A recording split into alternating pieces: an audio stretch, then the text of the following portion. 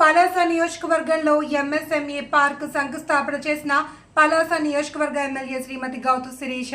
శ్రీకాకుళం జిల్లా, ఆంధ్రప్రదేశ్ రాష్ట్రం పలాస రామకృష్ణాపురం నందు ఎంఎస్ఎంఈ పార్క్ శంకుస్థాపన ఉదయం 10 గంటలకు కార్యక్రమానికి హాజరయ్యారు. పలాస శాసనసభ్యురాలు శ్రీమతి గౌతు శిరీష కార్యక్రమాన్ని ఉద్దేశించి ప్రసంగించారు. ఈ సందర్భంగా ఆమె మాట్లాడుతూ ఆంధ్రప్రదేశ్ రాష్ట్రంలో అభివృద్ధి కార్యక్రమాల్లో చూపించడంలో ఆంధ్రప్రదేశ్ రాష్ట్ర ముఖ్యమంత్రి నారా చంద్రబాబు నాయుడు ముందుంటారని ఈ సందర్భంగా తెలిపారు.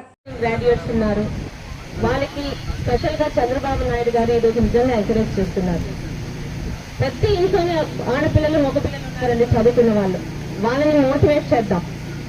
ఇండస్ట్రీ ఇప్పుడు ఆయన అన్నట్టు ఎన్నో పర్మిషన్స్ తీసుకోవాల్సి వస్తుంది, అవేమీ లేకుండా డీటెయిల్ ప్రాజెక్ట్ రిపోర్ట్ తో రాగలిగితే ఇక్కడ ల్యాండ్ ఇష్యూ చేస్తారు. ఇంకేమన్నా లోన్లు అలాంటివి కావాలన్నా మీకు ఎంకరేజ్ చేయడానికి ఇక్కడ మనకు ఒక మంచి కలెక్టర్ గారు ఉన్నారు, ఈ శాసనసభ్యురాలుగా నేను కూడా. ఎందుకంటే పలాస అభివృద్ధి చెందితే అది మన అందరి అభివృద్ధి అవుతుంది. మన టైంలో మనం ఏం చేశామో ప్రజలకన్నా ఆలోచిద్దాం. మనిషి అనుకుంటే సాధించింది ఏం లేదండి. ఏం చేయగలం, ఇక్కడ ఏముందని మాత్రం అనుకోవద్దు. మీ అందరి చేతిలో ఫోన్లు ఉన్నాయి, ఆ ఫోన్లో గూగుల్ అని ఒకటి ఉంటుంది. సౌదీ అరేబియా కానీ అలాగే ఇంకా దుబాయ్ కానీ ఇంతకన్నా భయంకరమైన ఎడారిలో ఈరోజు వాళ్ళు బంగారం పండిస్తున్నారు, డబ్బులు సృష్టిస్తున్నారు. సింగపూర్ తాలూకా చరిత్ర తెలుసుకోండి. అవి దేశాలు మళ్ళాగా పుట్టుకొచ్చినవి కావు, తయారు చేసుకున్నవి. మనం అనుకుంటే ఖచ్చితంగా సాధిస్తాం. మన పలాసాని మన అందరి సహకారంతో, మన యువత సహకారంతో మనకి ప్రభుత్వం ఇస్తున్న ఈ అవకాశాలను ఉపయోగించుకొని ఇక్కడ ఎవ్వరం కూడా కుల మత జాతి పార్టీలు చూడమండి, ముందుకొచ్చి పలాసాకి ఉపయోగపడేలా ఒక ఇండస్ట్రీ స్థాపిస్తామంటే ఖచ్చితంగా అధికారులతో సైతం ఎమ్మెల్యేగా ఉన్న నేను కానీ ప్రభుత్వం కానీ మీ అందరికీ సహకరిస్తుంది. మీ అందరు కూడా పలాస అభివృద్ధిలో భాగస్వామ్యం కావాలని మరొకసారి కోరుకుంటున్నాను. శాశ్వతంగా తీసుకున్న కార్యక్రమం ఎంఎస్ఎంఈ పార్క్ కార్యక్రమానికి ఇక్కడికి విచ్చేసిన అతిథులకు, ముఖ్యంగా ఈ కార్యక్రమాన్ని ఎంతో ప్రతిష్టాత్మకంగా తీసుకొని ఇక్కడ కార్యక్రమాన్ని ఏర్పాటు చేసిన అధికారులకు, ఆర్డీఓ గారికి, ఇతర పెద్దలందరికీ కూడా పేరు పేరున నా నమస్కారం తెలియజేసుకుంటున్నాను. సంపద సృష్టి చంద్రబాబు నాయుడు గారిని ప్రత్యేకమైన విజనరీ సీఎంగా ఒక రాష్ట్రంలోనే కాదు, కేంద్రంలోనే కాదు, ప్రపంచమంతా గుర్తించడానికి కారణం ఆయన విజనరీ. ఈరోజు కూర్చొని తింటే కొండలన్నా తరుగుతాయని ప్రతి ఒక్కరు అంటారు.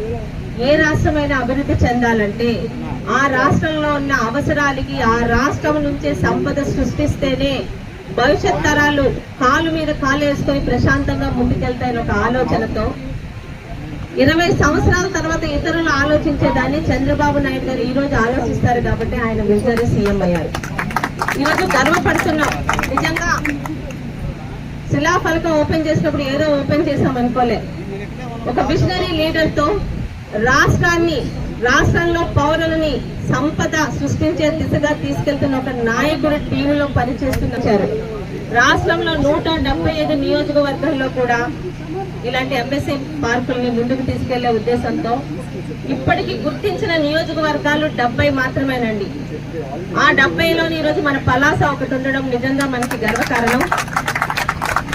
ఈ రామకృష్ణాపురంలో దాదాపు 60.84 ఎకరాల విస్తీర్ణంలో 76 ప్లాంట్లతోని ఈ ఎంఎస్ఎంఈ పార్కు అభివృద్ధి చెందబోతుంది. అయితే చాలా మంది ప్రతిరోజు మన ఆఫీస్కి వస్తుంటారు, మాకు ఏదో ఒక ఉద్యోగం కావాలి అని.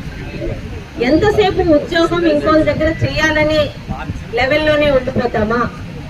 ఈరోజు రాష్ట్ర ప్రభుత్వం అందిస్తున్న ఇలాంటి సంక్షేమ పథకాల్ని అందిపుచ్చుకొని 100 మందికి ఆదర్శంగా మనమే ఇంకొక 500 మందికి ఉద్యోగాలు కల్పించే స్థాయిలోకి వెళ్తామా అన్నది ఒక్కసారి ప్రతి ఒక్కరూ ఆలోచన చేయాలి. మన వల్ల ఏది కాదనుకుంటే ఏది కాదు.